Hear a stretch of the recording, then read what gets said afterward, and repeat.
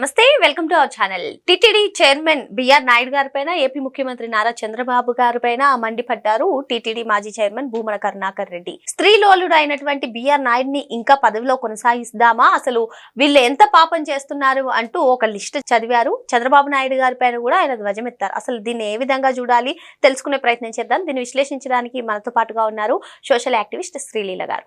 నమస్తే మేడం. నమస్తే అమ్మా.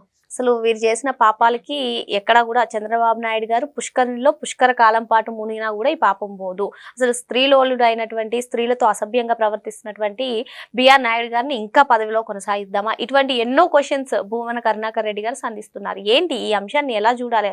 అసలు చైర్మన్ పదవిలో అటు తిరుమలను ఉపయోగించి రాజకీయాలు చేయడం ఎంతవరకు కరెక్ట్? అసలు భూమన ప్రెస్ మీట్ పైన మీ అభిప్రాయం ఏంటి? భూమన కరుణాకర్ రెడ్డి ఇవాళ కొత్తగా ప్రెస్ మీట్ కాదు, ఎప్పుడు ఆయన ఏ విషయం గురించి అయినా ఫస్ట్ ఆయన వచ్చేస్తాడు. అంటే తిరుపతి, ఎస్పెషల్లీ తిరుపతి. ఎందుకంటే తిరుపతిలో ఏది జరిగినా జగన్మోహన్ రెడ్డి ఈయనకి ఆదేశాలు జారీ చేశాడు అనమాట. నువ్వు కాకిలాగా వాలాలి, గుంట నక్కలాగా కాసుకొని ఉండాలి, ఏది జరిగినా ఓడ వేస్తూ ఉండు అని చెప్పేసి ఒక మైక్ ముందర పెట్టే సాక్షిది. మరి ఆయన చెప్పిన మాటలకే వస్తే, ఆయన చెప్తున్న ఏదైతే ఈ రోజున నారా చంద్రబాబు నాయుడు గారి గురించి, బిఆర్ నాయుడు గారి గురించి, పవన్ కళ్యాణ్ గారి గురించి, అసలు భూమన కరుణాకర్ రెడ్డి బాధ ఏంటి? ఈ రోజున కొత్తగా తిరుపతి దేవస్థానం గురించి, కొత్తగా వీళ్ళందరి గురించి మాట్లాడుతున్నాడంటే కాదు. ఆయన చైర్మన్ పదవిని ఆయన ఎప్పుడైతే తీసుకున్నారో అప్పటి నుంచి వీళ్ళ ఏడుపు రోజు రోజుకి పెరుగుతుంది కానీ తగ్గట్లా. ఏంటి వీళ్ళ బాధ? ఎందుకు ఎక్కిళ్ళు పెట్టి ఏడుస్తున్నారు? ఎందుకంటే గతంలో వీళ్ళ చేసిన పాపాలు, వీళ్ళు చేసిన ఘోరాలు, నేరాలు తిరుపతి వెంకటేశ్వరుని సాక్షిగా వీళ్ళ పాపం పండబోతుంది. వీళ్ళ పాపం పండి వీళ్ళ జీవితాలు రేపు శ్రీకృష్ణ జన్మస్థానం ఏదైతే ఉందో దానిలో ముగిపోతున్నాయి అనే భయంతోనే కరుణాకర్ రెడ్డి గారు చైర్మన్ గా వ్యవహరించినప్పుడు ఆయన చేసినటువంటి అవినీతి అరాచకాలన్నీ బయట పెడతారనే ఉద్దేశంతోనే ఇప్పుడు వైసీపీ నేతలందరూ కూడా బిఆర్ నాయుడు గారిని టార్గెట్ చేశారంటారు. ఖచ్చితంగా ఈ రోజున ఏ స్త్రీ అయినా వచ్చి వీళ్ళ ముందు ఏదైనా ప్రెస్ మీట్ పెట్టి ఇదిగో నన్ను అన్యాయం చేశాడు బిఆర్ నాయుడు అని చెప్పారు ఎవరన్నా? ఎవ్వరూ చెప్పలా. లేని వాళ్ళకి, ఉన్న వాళ్ళకి, ఏది సంబంధం లేని వాళ్ళని తీసుకొచ్చి ఏదో వాళ్ళకి కారు కొని పెట్టాడు, వీళ్ళకి ఇంకేదో చేశాడని చెప్పేసి వాళ్ళందరూ, ఆ మహిళలందరూ, వీళ్ళు ఎవరైతే ఇట్లాంటి అక్రమ సంబంధాలు అంటగట్టారో వాళ్ళందరూ చెప్పు తీసుకొని కొడతాం ఒక్కోహండి అని చెప్పి వాళ్లే స్వయంగా వీడియోలు చేసి పెట్టారు, మనం చూసాం. మరి సిగ్గులేదా కొంచెం కూడా? మహిళల గురించి అంత అసభ్యంగా అతనికి అంటగట్టడానికి. వీళ్ళకి ఏ కోసైనా కూడా మహిళల పట్ల గౌరవం కానీ, ఇదిగో ఈ రోజున ఈ ఉన్నత స్థాయిలో ఉన్న వ్యక్తులు మనం ఏ విధంగా మాట్లాడాలనే విజ్ఞత కానీ లేని వ్యక్తులు మరి ఇలానే ప్రవర్తిస్తారు. నీ సొంత పార్టీకి సంబంధించి నీ జగన్మోహన్ రెడ్డి చెల్లెలకే మీరు గౌరవం ఇవ్వలేదు, ఆయన తల్లికే గౌరవం ఇవ్వలేదు, మీరు ఏ విధంగా ఇతర స్త్రీలకు ఇస్తారని చెప్పి అనుకోవాలి? ఇక్కడ బిఆర్ నాయుడు గారు గుర్తుపెట్టుకోవాలి. ఎందుకంటే వీళ్ళందరినీ ఇలా చూస్తూ వదిలేయకూడదు. తిరుపతి దేవస్థానం మరి వీళ్ళందరూ దర్శనానికి వచ్చినప్పుడు ఎందుకు విఐపి దర్శనాలు వీళ్ళకి ఇవ్వాలి? రోజా వస్తుంది అని చక్కగా దర్శనాలు చేసుకుని వెళుతుంది. వీళ్ళందరూ బయటకు వచ్చి మాట్లాడే మాటలేంటి? ఏదైతే సాక్షి ఛానల్ పెట్టుకొని మాట్లాడే మాటలేంటి? మరి వీళ్ళందరికీ కూడా ఖచ్చితంగా పరువు నష్టం దావా వేయాలి వీళ్ళ మీద. వీళ్ళు ఏదైతే ప్రెస్ మీట్లు పెట్టి ఈ విధంగా మాట్లాడుతున్నారో దీన్ని ప్రతిసారి ఖండించాలి.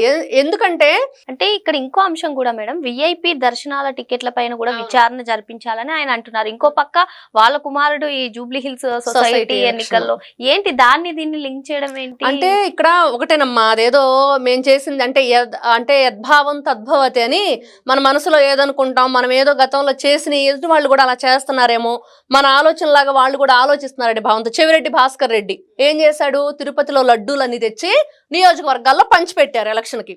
బుద్ధుందా వీళ్ళకి?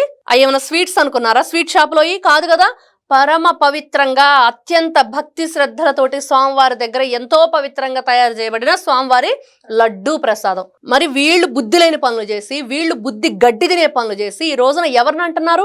వీళ్ళు ప్రపంచంలో ఉన్న ఏదైతే దేవతా విగ్రహాలు, మూర్తులు ఉంటారు కదా, అక్కడ కానివ్వండి, లేకపోతే ఆ గుడుల దగ్గర కానీ ఇవి ఉంటాయి పుష్కరులు, ఎక్కడ మునిగినా వీళ్ళ పాపం పోదు. గంగా నదిలో మునిగినా పోదు వీళ్ళ పాపం. ఏ గంగ పెట్టి కడిగినా కూడా వీళ్ళ పాపం పోదు. అట్లాంటి ఆ నీళ్లే అపవిత్రం అయిపోయే పరిస్థితి అనమాట. మనం చూస్తూ ఉంటాం, ఒక దుర్మార్గుడు వచ్చి ఆ నీళ్ళలో మునిగితే సినిమాల్లో చూపిస్తుంటారు, అవన్నీ కూడా షేడ్ అయిపోతా ఉంటాయి. అలాగా చేద్దోసకాయ తీసుకెళ్లి ఎన్ని తీర్థాలు తిప్పినా దాన్ని చేదుపోదంట. అట్లాంటి వ్యక్తి భూమన కరుణాకర్ రెడ్డి. నీ చేద్దోసకాయ మనస్సు పెట్టుకొని నువ్వు చేదు దోసకాయ లాంటి ఆలోచనలు పెట్టుకొని ఏ గంగలో నిన్ను ముంచినా ఏం ప్రయోజనం? అయితే ఇక్కడ ఇంకో అంశం కూడా భూమన కరుణాకర్ రెడ్డి తిరుమల గురించి ఎస్పెషల్ గా విగ్రహం కానివ్వండి, లేదు అంటే ఈ మద్యం సీసాలు కానివ్వండి, ప్రతి దాని వెనక భూమన కరుణాకర్ రెడ్డి ఉన్నారని చెప్పి కామెంట్స్ ఉన్నాయి. మరి ఎందుకని ఇంకా ప్రభుత్వం చర్యలు తీసుకోవట్లేదు? ఈ రోజున పింక్ డైమండ్ గురించి కూడా మాట్లాడాలి. చంద్రబాబు నాయుడు ఇంట్లో బెడ్రూమ్ లో ఉంది, వాళ్ళ బాత్రూమ్ లో ఉందని చెప్పేసి మాట్లాడిన వీళ్ళు ఈ రోజున అసలు పింక్ డైమండే లేదు, అసలు పింక్ డైమండ్ అనేదే లేదు. లేని దాన్ని వీళ్ళు ప్రజల మనసులోకి ఏ విధంగా నాటిచ్చారు, ఎంత బలంగా నాటుకుపోయింది ఆ విషయం. మరి ఈ రోజున అక్కడ డంప్ చేసిన మీరు అంటున్నట్లుగా ఏదైతే ఖాళీ మద్యం సీసాలు క్యూ లైన్లో ఒక వ్యక్తి, వైఎస్ఆర్సీపీ పార్టీకి సంబంధించిన వ్యక్తి అకారణంగా గొడవ చేసి కావాలని వీడియో చేసి దాన్ని సోషల్ మీడియాలో అప్లోడ్ చేశాడు. ఎందుకు చేశామంటే నాకు జ్వరం తగిలింది, బాగాలేదు, జ్వరం వచ్చినందువల్ల నీరసంతో త్వరగా పాలిస్తారని. త్వరగా పాలివటాన్ని నువ్వు సోషల్ మీడియాలో అప్లోడ్ చేయడానికి ఏంటి సంబంధం? ఇలాగా ఒకటి కాదు రెండు కాదు చెప్పుకుంటూ వెళితే స్వామివారి మీద అడుగడుగున అక్కడ ఏదో విగ్రహం ఉంది, అది శనీశ్వరుడి విగ్రహం, అది వెంకటేశ్వర స్వామి విగ్రహం అని చెప్పి మీరు కాదా దుష్ప్రచారం చేయించింది. మరి అక్కడ గోశాలకు సంబంధించి మీరు చేసిన అవకతవకలకి ఈయన దిండు దుప్పటేసి పడుకున్నాడు రోడ్డు మీద, ఈ భూమన కరుణాకర్ రెడ్డి బుద్ధి లేకుండా. ఈ నరరూప రాక్షసుడు అంటే మనం ఎన్నో యుగాలుగా ఎన్నో తరాలుగా మనం చెప్పుకుంటూ వచ్చాం, ఇదిగో ఇలా రాక్షసులు ఉండేవాళ్ళంట, ఇలా ప్రవర్తించే వాళ్ళంట, ఇదిగో రాక్షసులు యజ్ఞాలని ఇబ్బంది పెడుతూ ఉంటే కృష్ణుడు, రాముడు, లక్ష్మణుడు వీళ్ళందరూ మునుల్ని కాపాడారంటని.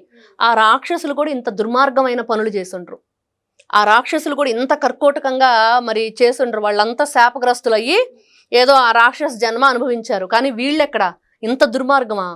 ఈ రోజున నిజంగా తలుచుకుంటూ ఉంటే ఈ కలియుగంలో ఇంత దుర్మార్గమైన మనస్తత్వంతో వైఎస్ఆర్సీపీ పార్టీ ఏ విధంగా పెట్టారు అంటే, జగన్మోహన్ రెడ్డి ఎట్లా అంటాడు చూసాం, తండ్రి శవాన్ని పెట్టుకుని సంతకాల సేకరణ చేసిన వ్యక్తి.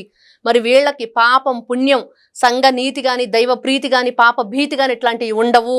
కాబట్టి ఇట్లాంటి వ్యక్తులు అవతల వ్యక్తుల్ని అంటూనే ఉంటారు. కాబట్టి ఈ రోజున భూమన కరుణాకర్ రెడ్డి ఆయన అనే మాటల కంటే ముందు ఎవరినైతే అంటున్నారో దానికంటే ముందు గతంలో నీ నీచమైన చరిత్ర గురించి చెప్పాలి.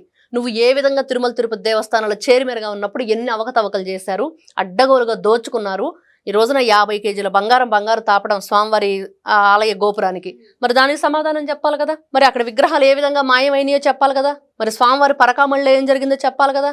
స్వామివారి అన్నప్రసాదం క్యాంటీన్లో భక్తులు వీడియోలు తీస్తూ ఈ అన్నం మీరు తింటారా అని అడిగినప్పుడు నువ్వు మనిషి జన్మ మళ్ళీ నీకు జన్మ అంటూ ఉంటే కనుక నువ్వు కుక్కవో నక్కవో పందివో ఏమైపుడతావో. మరి నిజంగా మన పురాణాలు మనకు చెప్తూ ఉంటాయి, పాపం చేస్తే ఈ విధమైన జన్మ వచ్చిద్ది అని. మరి ఏ జన్మలో పుడతావు నువ్వు అసలు మనిషిగా పుట్టి ఈ రోజున మంచి మనసు లేకుండా ఇంత దుర్మార్గంగా ఆలోచిస్తూ స్వామివారి గురించి ఇంత నీచంగా మాట్లాడుతున్నావంటే, ఇంత నీచమైన పనులు అంటే వాళ్ళేదో తప్పు చూపిద్దామని చెప్పి ఉద్దేశంతో స్వామివారికి ఇది లేకుండా చేస్తున్నారు వీళ్ళు. ఆయన గౌరవాన్ని వీళ్ళు అప్రతిష్ట తీసుకొస్తున్నారు.